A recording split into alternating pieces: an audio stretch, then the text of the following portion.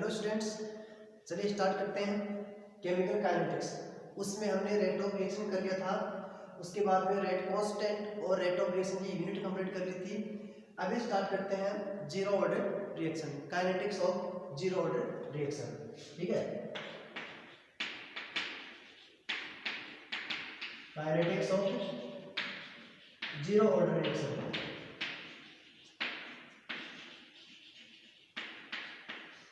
देखिए, zero order reaction का मतलब क्या होता है। ठीक है, जीरो ऑर्डर रिएक्शन का मतलब है वे रिएक्शन होंगी जिनमें रिएक्शन रेट ऑफ रिएक्शन, ठीक है, वे रिएक्शन जिसमें रेट ऑफ रिएक्शन अभिक्रिया का वेग जो होता है कंसंट्रेशन पर डिपेंड नहीं करेगा। ठीक है, कंसंट्रेशन पर रेट ऑफ रिएक्शन डिपेंड नहीं करेगी। रेट ऑफ रिएक्शन जो होता है कंसंट्रेशन के डायरेक्टली प्रोपोर्शनल नहीं होगा या उसके जीरो पावर के प्रोपोर्शनल होगा, ये बोल सकते हो आप। ठीक है, तो जीरो ऑर्डर रिएक्शन कौन सी होगी? वे रिएक्शन जिनमें क्या होगा, रेट ऑफ रिएक्शन कंसंट्रेशन पर डिपेंड नहीं करता है। ठीक है, वो होती है आपकी जीरो ऑर्डर रिएक्शन। ठीक है, उसके बाद देखिए मैंने एक टर्म यहाँ पर आती है एलिमेंट्री रिएक्शन। एलिमेंट्री रिएक्शन वो देखिए क्या होता है। ठीक है, एलिमेंट्री रिएक्शन का मतलब है रिएक्शन जिनमें क्या होता है, ऑर्डर होता है। ऑर्डर ऑफ रिएक्शन इक्वल होता है मॉलिक्यूलरिटी। ठीक है, वे रिएक्शन जिनकी ऑर्डर ऑफ रिएक्शन और उनकी मॉलिक्यूलरिटी दोनों सेम होती है वो क्या होती है? Zero order reaction. ठीक है, तो देखिए फर्स्ट ऑर्डर रिएक्शन कोई, ठीक है, उसका ऑर्डर क्या हो गया? एक हो गया, उसकी मॉलिक्यूलरिटी एक हो सकती है। सेकंड ऑर्डर रिएक्शन का मतलब ऑर्डर क्या हो गया उसका? दो हो गया, और मॉलिक्यूलरिटी क्या हो सकती है उसकी? दो हो सकती है। लेकिन देखिए zero order reaction, zero order reaction n की वैल्यू क्या होगी? जीरो। ठीक है, ऑर्डर उसका क्या हो गया? जीरो। लेकिन मॉलिक्यूलरिटी क्या होगी? अणु संख्या तक कभी भी जीरो नहीं होगी भाई। ठीक है, कोई रिएक्शन ऐसी हो ही नहीं सकती जिसमें जीरो मॉलिक्यूल पार्टिसिपेट कर रहे हो, तो वो होती है उसकी मॉलिक्यूलरिटी, वो जीरो कभी नहीं हो सकती। ठीक है, तो ऐसी कौन सी रिएक्शन है जो एलिमेंट्री रिएक्शन नहीं हो सकती? ठीक है, नेवर एलिमेंट्री रिएक्शन, ये एलिमेंट्री रिएक्शन कभी नहीं होगी। Zero order reaction elementary reaction कभी नहीं हो सकती, क्योंकि जीरो ऑर्डर हो सकता है लेकिन जीरो मॉलिक्यूलरिटी नहीं हो सकती। फर्स्ट ऑर्डर है, सेकंड ऑर्डर में क्या होगी आपकी? एलिमेंट्री रिएक्शन हो सकती है। ठीक है, तो एलिमेंट्री रिएक्शन का मतलब है वो रिएक्शन होगी जिनका ऑर्डर ऑफ रिएक्शन और उनकी मॉलिक्यूलरिटी दोनों क्या होते हैं? सेम होते हैं, वो आपकी एलिमेंट्री रिएक्शन होती है। ठीक है, अभी बात करते हैं जीरो ऑर्डर रिएक्शन की। ठीक है, तो जीरो ऑर्डर रिएक्शन कौन सी होगी? जिनमें रेट ऑफ रिएक्शन कंसंट्रेशन की डायरेक्टली प्रोपोर्शनल नहीं होगा, या ये बोल सकते हो कंसंट्रेशन पर डिपेंड नहीं करता। ठीक है, इसका मतलब है rate of reaction, rate of reaction does not depend on concentration. और जितने भी ऑर्डर की रिएक्शन होती है, फर्स्ट ऑर्डर हो, सेकंड ऑर्डर हो या nth ऑर्डर हो, सब में क्या होगा? रेट ऑफ रिएक्शन आपका कंसंट्रेशन पर डिपेंड करेगा। लेकिन जीरो ऑर्डर रिएक्शन के लिए आपका रेट ऑफ रिएक्शन है कंसंट्रेशन पर डिपेंड नहीं करेगा। आप ये बोल सकते हो, देखो यहाँ पर ये आपका रिएक्टेंट है। ठीक है, इससे यहाँ पर आपका प्रोडक्ट बन रहा है। ठीक है, ठीक है, ये आपका रिएक्टेंट है, यहाँ से प्रोडक्ट बन रहा है, इसका रेट कांस्टेंट हो गया K नॉट, क्योंकि जीरो ऑर्डर रिएक्शन है। अब देखिए T बराबर जीरो समय पर, T बराबर जीरो का मतलब क्या है? यहाँ पर जब रिएक्शन स्टार्ट होंगे, इसकी रिएक्शन, इसकी कंसंट्रेशन हमने मान ली small a, initial concentration of reactant जब रिएक्शन स्टार्ट हुई है।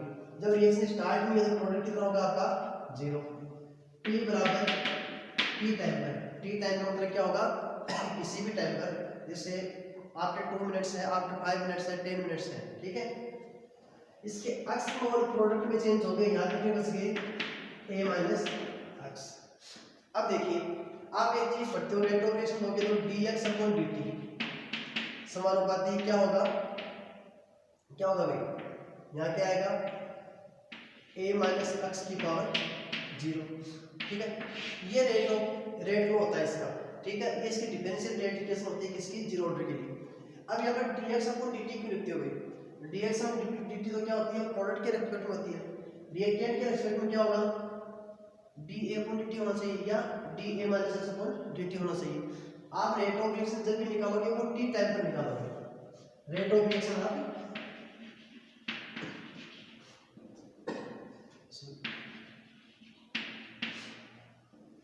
रेट ऑफ रिएक्शन आप हमेशा निकालो टी टाइम पर, ठीक है। तो देखिए यहाँ पर ये dx अपॉन dt क्यों लिखते हैं इसको आप, देखो अगर रिएक्टेंट के रेस्पेक्ट में निकालोगे आप तो क्या लिखते हो, माइनस लिखते हो ना, तो माइनस क्या आएगा d अपॉन dt, और टी टाइम पर कंसंट्रेशन क्या आता है a माइनस एक्स।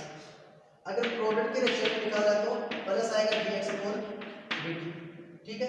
अब देखो इसको कैसे ले सकते हो आप, इसको माइनस da अपॉन dt ले सकते हो, बाद में जाएगा minus minus plus dx upon dt। अब da अपॉन dt देखो a क्या आपकी इनिशियल कंसंट्रेशन है, और इनिशियल कंसंट्रेशन क्या आपकी कांस्टेंट आपको पता है कितने दी है, तो इसका डिफरेंशिएशन क्या हो जाएगा, इसका 0 आएगा, तो क्या बच गया प्लस dx अपॉन dt। तो रेट ऑफ रिएक्शन कैसे लिखना आपको, प्लस dx अपॉन dt, और ये प्रोडक्ट के रेस्पेक्ट में है, ठीक है। तो ठीक है, तो देखो कौन सी ऑर्डर रिएक्शन है, जीरो ऑर्डर रिएक्शन, तो क्या होगा अकॉर्डिंग टू रेट लॉ, वेग नियम के अनुसार रेट ऑफ रिएक्शन क्या होगी, dx अपॉन dt डायरेक्टली क्या होगी प्रोपोर्शनल a माइनस एक्स की पावर 0। ये हो गई आपकी फर्स्ट इक्वेशन, देखिए ठीक है, ये आपका रेट होता है। ये समझ गए मैंने यहाँ पर dx अपॉन dt क्यों लिखा है, चाहे आप रिएक्टेंट के रेस्पेक्ट में लो चाहे आप प्रोडक्ट के रेस्पेक्ट में लो, क्या आएगा dx अपॉन dt आएगा, ठीक है। वो कैसे आएगा वो देख लीजिए, ठीक है। इसको रख कर वो हो गया अकॉर्डिंग टू रेट लॉ। वेग नियम क्या कहता है, रेट ऑफ रिएक्शन है डायरेक्टली प्रोपोर्शनल होगा एक्टिव कंसंट्रेशन ऑफ रिएक्टेंट, तो यहाँ पर एक्टिव कंसंट्रेशन को बदलेंगे, यहाँ पर जीरो पावर है क्योंकि जीरो ऑर्डर रिएक्शन है, कंसंट्रेशन पर डिपेंड नहीं करेगी। तो आगे क्या होगा यहाँ पर dx अपॉन dt इक्वल क्या हो गया k not a minus x की पावर 0, ठीक है। अब देखिए किसी कांस्टेंट की पावर या फिर a माइनस एक्स की पावर 0 क्या होती है, x की पावर 0 क्या होता है 1 होता है, ठीक है। तो ये क्या आ जाएगा 1, तो dx अपॉन dt इक्वल क्या आएगा k नॉट। ये इक्वेशन हो गया आपकी सेकंड, ये इक्वेशन आपकी फर्स्ट, ठीक है। जो हो गया आपका रेट लॉ, इसको यहां लिखना होगा,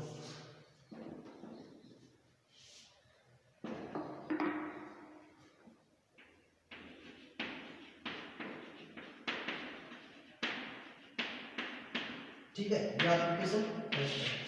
अब देखिए यहाँ क्या आ गया, सिंस a माइनस एक्स की पावर 0 इक्वल कितना हो गया 1, ये दिखाई दे रहा है क्या आपको, चलिए अभी चलेगा। अब देखो अब आपको इसका इंटीग्रेशन करना है, तो dx, ठीक है, तो साथ में क्या होगा यहाँ पर k नॉट dt को इधर लेके जाओ, इसका इंटीग्रेशन करोगे dx k नॉट कॉमन आएगा, dt का इंटीग्रेशन क्या होगा t आएगा, dx का जाएगा x, तो x बराबर k नॉट t प्लस यहाँ पर c आएगा। देखिए यहाँ पर इंटीग्रेशन है वो पावर में लिमिट में नहीं हो रहा, अगर लिमिट में नहीं होता तो यहाँ पर एक कांस्टेंट आता है उसे बोलते हैं इंटीग्रेशन कांस्टेंट, ठीक है। जो हो गया आपकी इक्वेशन थर्ड। अब आपको c की वैल्यू रखनी पड़ेगी, अगर इसकी इंटीग्रेटेड रेट इक्वेशन निकालनी है आपको समाकलित वेग समीकरण, तो यहाँ पर आपको क्या करना पड़ेगा c की वैल्यू निकालनी पड़ेगी। तो मान लो यहाँ पर क्या होगा, कंडीशन लगाओ यहाँ पर एट t बराबर 0, t बराबर 0, जब आप रिएक्शन स्टार्ट नहीं हुई तो x बराबर क्या होगा, x बराबर क्या है यहाँ पर प्रोडक्ट कितना है 0, लेकिन t बराबर 0 समय पर x कितना होगा आपका 0 होगा। तो देखिए ये कंडीशन लगा दिया आपने, x कितना आ गया 0, k नॉट इंटू t कितना है आपका 0 0 प्लस c, तो c की वैल्यू क्या आ गई वहां से 0, इक्वेशन 4। c की वैल्यू इसमें रख दीजिए इक्वेशन 3 में, इक्वेशन 4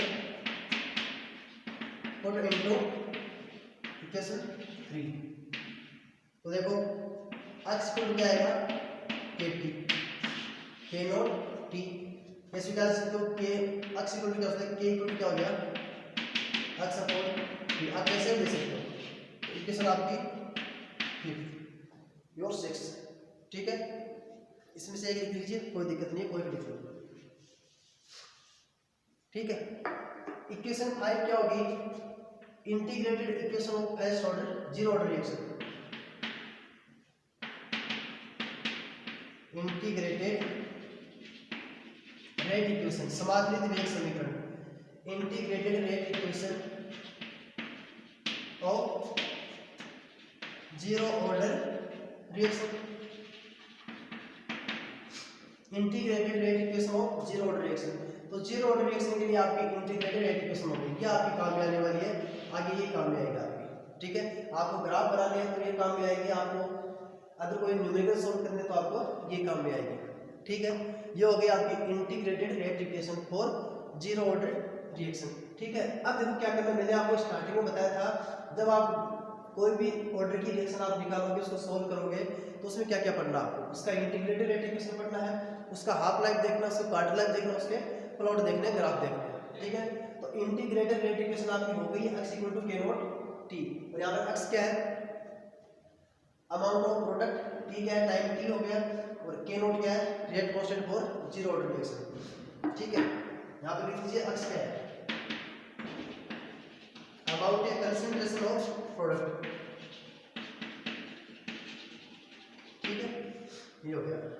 ठीक है, अब देखते हैं इसका हाफ लाइफ टाइम अर्धकाल। तो यहाँ पर देख लीजिए इसको एक बार, आप जब भी रेट ऑफ रिएक्शन निकालोगे वो टी टाइम के लिए निकालोगे। ठीक है, इनिशियली टी बराबर 0 के लिए रेट ऑफ रिएक्शन नहीं निकालनी आपको, क्योंकि रिएक्शन स्टार्ट नहीं हो रही वहाँ पर। तो टी बराबर टी टाइम के लिए आप रेट ऑफ रिएक्शन निकालोगे। ये dx अपॉन dt क्यों आता है ये भी बताया मैंने आपको। ठीक है, ये देखो डायरेक्टली प्रोपोर्शनल होगा a माइनस x की पावर 0। टी टाइम में कंसंट्रेशन कितनी है आपकी, a माइनस, तो पावर क्या होगी 0, क्योंकि जीरो ऑर्डर रिएक्शन है। अगर यहाँ पर फर्स्ट ऑर्डर होता तो यहाँ पर 1 आ जाता, सेकंड होता तो 2 आ जाता। अब बात करते हैं हाफ लाइफ टाइम की, अर्धकाल। अब अर्धकाल का मतलब क्या है, अब हाफ लाइफ टाइम का मतलब है जब रिएक्टेंट की कंसंट्रेशन आधी रह जाए। ठीक है, वो टाइम होगा। ठीक है, हाफ लाइफ टाइम है वो टाइम होता है जब रिएक्टेंट की कंसंट्रेशन आधी रह जाए, हाफ रह जाए, या ये बोल सकते हो आपका रिएक्टेंट है, रिएक्टेंट के आधे मॉलिक्यूल प्रोडक्ट में चेंज हो जाए। तो देखिए यहाँ पर क्या होगा, आपको निकालना अर्धकाल, हाफ लाइफ टाइम क्या होता है, टी हाफ। तो इक्वेशन क्या थी आपकी, x बराबर k नॉट t। तो हाफ लाइफ टाइम में क्या करना है, x बराबर क्या हो जाएगा, a/2, इनिशियल कंसंट्रेशन आधी रह जाए। x बराबर क्या आ जाएगा, इनिशियल कंसंट्रेशन क्या हो जाए आपकी, हाफ हो जाए। इनिशियल कंसंट्रेशन क्या है, a, तो क्या हो गई हाफ। t बराबर क्या लिखोगे, t हाफ। तो इस वैल्यू को इसमें रख दीजिए। ठीक है, तो यहाँ पर आ गया a/2 इक्वल हो गया k नॉट t हाफ। अब आपको t हाफ निकालना है। ठीक है, तो k नॉट इधर लेके जाओ, यहाँ पर ये मल्टीपल में डिवाइड हो जाएगा, a/2 k नॉट, तो इसको इधर लिख दो a/2 k नॉट। ये हो गया आपका हाफ लाइफ टाइम। इक्वेशन कितनी होगी आपकी 6। तो देखिए आपका जो हाफ लाइफ होता है जीरो ऑर्डर रिएक्शन के लिए, वो इनिशियल कंसंट्रेशन के डायरेक्टली प्रोपोर्शनल होता है। ठीक है, half life time for zero order reaction is directly proportional to initial concentration of reactant. जो प्रारंभिक सांद्रता आपकी क्रियाकारक की उसके समानुपाती होगा, क्या होगा आपका हाफ लाइफ टाइम, अर्धकाल। ठीक है, क्या हो गया आपका अर्धकाल। इक्वेशन आपकी 7 हो। अब देखिए आपको निकाला quarter life time t 1/4। Initial concentration कितनी रह जाए आपकी, या प्रोडक्ट आपको कितना रहेगा 3a/4। ये रहेगा आपका प्रोडक्ट, मतलब आधे काल का मतलब है, अर्धकाल का मतलब है प्रोडक्ट जो है आपका या रिएक्टेंट आपके आधे किस में चेंज हो गए, प्रोडक्ट में। क्वार्टर लाइफ टाइम का मतलब है 3/4 मॉलिक्यूल रिएक्टेंट किस में चले गए, प्रोडक्ट में। ठीक है, पहले क्या गए देखो 1/4 होता है, आधे से लेके कितना हो गया अर्धकाल, 3/4 से लेके किसके लिए, एक के इनिशियल कंसंट्रेशन में। तो क्या हो गया आपका क्वार्टर लाइफ टाइम, अगर 3a/4 4a/4 का मतलब 1a, टोटल आपके प्रोडक्ट में चेंज हो गए तो हो गया आपका टी कंप्लीट। ठीक है, तो जीरो ऑर्डर रिएक्शन का हाफ लाइफ टाइम क्या हो गया a/2 k नॉट, उसका क्वार्टर लाइफ टाइम निकालना है। ठीक है, तो ये वैल्यू दीजिए उस इक्वेशन में, और से कीजिए x equal to k nought into t। x equal to कितना आएगा 3a/4 equal k nought into t quarter life निकालनी है आपको, तो 3a/4 इनटू k नॉट। ठीक है, अब देखो इसको ऐसे लिख सकते हैं, t quarter life 3 into a/2 into 2 k not, 4 को 2 इंटू लिख सकते हो ना। ठीक है, तो a/2 k नॉट किसी बराबर होता है अर्धकाल के, तो t क्वार्टर लाइफ कितना हो गया आपका 3/2 इंटू टी हाफ, इसका जो क्वार्टर लाइफ होता है 1/4 वो अर्धकाल में कितना होता है 1.5 टाइम्स होता है। इसको कैसे लिखते हो आप, जो टी क्वार्टर लाइफ है वो 1.5 डेढ़ गुना हो गया किसका, टी हाफ का। ठीक है, ये इक्वेशन हो गया आपकी 8। देखिए आपने जीरो ऑर्डर रिएक्शन के लिए इंटीग्रेटेड रेट इक्वेशन निकाली, क्या होती है k = x/t या x = k0t। ठीक है, उसके बाद उसका हाफ लाइफ निकाला, t हाफ क्या होता है a/2 k0, क्वार्टर लाइफ निकाला 3/2 * a/2 k0, या क्वार्टर लाइफ इसका जो हाफ लाइफ होता है उसका डेढ़ गुना होता है 1.5 टाइम मोर होता है, क्या होता है क्वार्टर लाइफ है। अब आपको निकालना t कंप्लीट कि इस रिएक्शन को आधा समाप्त होने में कितना टाइम लगा, a/2 k0 पूर्ण बोल सकते हो उसको, 3/4 बोलते हो ना, 3/4 या क्वार्टर लाइफ क्या हो गया हाफ लाइफ का डेढ़ गुना, टी कंप्लीट क्या हो जाएगा हाफ लाइफ का 2 गुना। कैसे होगा अभी देखते हैं। ठीक है, टी कंप्लीट का मतलब क्या है, जीरो ऑर्डर रिएक्शन को, जीरो ऑर्डर रिएक्शन या जीरो ऑर्डर अभिक्रिया को कंप्लीट होने में कितना समय लगता है, वो हो जाएगा उसका टी कंप्लीट। देखिए हाफ लाइफ हो गया, देखिए अब आपको निकालना है टी कंप्लीट। जीरो ऑर्डर की बात करें ना, टी कंप्लीट टाइम निकालना आपको जीरो ऑर्डर रिएक्शन को कंप्लीट होने के लिए टाइम। ठीक है, तो देखिए x = क्या है k0 t। टी कंप्लीट का मतलब है सारे रिएक्टेंट आपके प्रोडक्ट में चेंज हो गए। ठीक है, तो x = क्या हो गया a और t = क्या हो गया t कंप्लीट। ठीक है, तो यहां पे वैल्यू दीजिए, x = क्या आएगा a k0 * t कंप्लीट। तो t कंप्लीट क्या हो गया a/k0। ठीक है, ये हो गया आपका जीरो ऑर्डर रिएक्शन को कंप्लीट होने के लिए इतना टाइम लगता है a/k0। देखिए t हाफ के साथ कोई रिलेशन है क्या इसका, t क्वार्टर लाइफ के साथ t हाफ के साथ कोई रिलेशन निकाल सकते हैं क्या। देखिए जीरो ऑर्डर रिएक्शन की आपकी x = क्या था k0 t, आपको हाफ लाइफ निकालना है, मतलब प्रोडक्ट क्या हो गया इनिशियल कंसंट्रेशन के हाफ, x = क्या हो जाएगा a/2 आपने निकाला, क्वार्टर लाइफ निकाला है x = क्या हो जाएगा 3a/4। ठीक है, t कंप्लीट निकाला, मतलब t कंप्लीट का मतलब रिएक्शन कंप्लीट हो गई। अब रिएक्शन कंप्लीट हो गई का मतलब क्या है, सारे रिएक्टेंट किसमें चेंज हो गए प्रोडक्ट में, तो x = क्या आ जाएगा a आ जाएगा। ये वैल्यू आपने यहां पर रख दी, t कंप्लीट निकाल दी। अब देखो इस इक्वेशन को आप ऊपर नीचे 2 से मल्टीप्लाई कर दो, 2 से मल्टीप्लाई कर दो, कर सकते हो ना। तो यहां देखिए a/2 k0 किसके बराबर हो गया, कि t हाफ होता है, तो t कंप्लीट किसके बराबर हो गया, t कंप्लीट किसके बराबर हो गया 2 * t हाफ। ये हो गया आपकी जीरो ऑर्डर रिएक्शन को कंप्लीट होने के लिए कितना समय लगेगा। तो ये रिलेशन हो गया ना, ऊपर नीचे 2 से मल्टीप्लाई कर दो, a/2 k0 तो किसके बराबर हो गया, सिंस a/2 k0 ये तो हो गया आपका हाफ लाइफ टाइम अर्धकाल, और बाहर क्या बचेगा आपका 2 * t हाफ। तो देखिए यहाँ पर आपका जो हाफ लाइफ होता है a/2 k0 होता है, क्वार्टर लाइफ होता है हाफ लाइफ का डेढ़ गुना होता है, t कंप्लीट होता है क्वार्टर लाइफ का 2 गुना होता है। ठीक है, तो किसी जीरो ऑर्डर रिएक्शन को कंप्लीट होने के लिए कितना समय लगेगा 2t हाफ, 2 अर्धकाल लगेगा। ठीक है, हो गया अभी आपका कंप्लीट। फिर आता है इसमें प्लॉट, आपके ग्राफ आते हैं। ठीक, एक बार इसको रिवाइज कर लीजिए, इस रिएक्शन को रिवाइज कर लीजिए एक बार। ठीक है, यहाँ आपका रिएक्टेंट है, ये आपका प्रोडक्ट है, टी आपका कंसंट्रेशन 0 है इसकी, सॉरी a है 0 पर, यहाँ इसकी 0 है, t बराबर t टाइम में ये a - x है और यहाँ पर आपका x है। फिर इसका डिफरेंशिएट रेट लो, dx/dt ये निकालना आपने क्या होता है समानुपाती a - x की पावर 0। एक इक्वेशन ये होगी। फिर आपने इसका समाकलित रेट समीकरण x = k0 t, दूसरी इक्वेशन ये होगी। उसके बाद इसका अर्धकाल निकालना t हाफ, ये होता है a/2 k0 0, इक्वेशन थर्ड हो गई। फिर आपने निकाला इसका t क्वार्टर लाइफ, तो 1.5 * t हाफ ये हो गया। फिर निकालो इसका t कंप्लीट, वो होता है इसका 2 * t हाफ। ये कुछ इक्वेशन है इसकी, किसके लिए जीरो ऑर्डर रिएक्शन के लिए। ठीक है, ये जो प्लॉट है उनकी नेक्स्ट क्लास में बात करेंगे, तो यहाँ तक देख लीजिए एक बार। ठीक है। क्वार्टर लाइफ कितना, हाफ लाइफ कितना, 8.2 के note, quarter life 1.5 into TR, T complete 2 into TR, मतलब जीरो ऑर्डर रिएक्शन को कंप्लीट होने में 2 TR लगेंगे, ठीक है। ये आपकी जीरो ऑर्डर की काइनेटिक्स कंप्लीट है। उसके बाद इनके जो प्लॉट है उनकी बात करते हैं। यहाँ से याद रखिए, रिलेशन याद रखना भाई, T हाफ जो होता है वो क्या होता है, इनिशियल कंसंट्रेशन के डायरेक्टली प्रोपोर्शनल होता है। इक्वेशन ये हो गया आपकी, इक्वेशन 4 हो गई, इक्वेशन 5 हो गई, भी याद रखिए, इक्वेशन 6, बस ये याद रखना है, ठीक है। आई थिंक आज के लिए इतना सफिशिएंट है।